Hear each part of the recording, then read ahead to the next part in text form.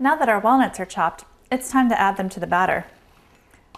That was about a cup of chopped walnuts, and you want to gently fold them into the batter. Since the batter has been sitting for a couple of moments, it's gotten a little bit thicker than it was before even. So at this point, I'm just folding ingredients in using a spatula.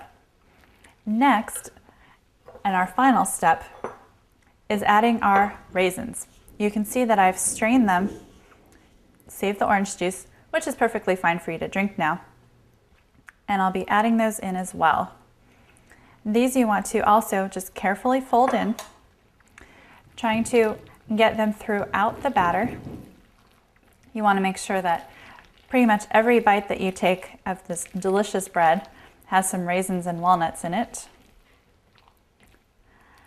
Being careful not to overmix as well.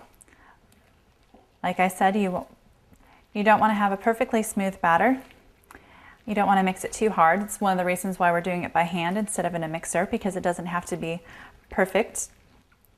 And it looks like we've got everything incorporated and evenly spread throughout the batter.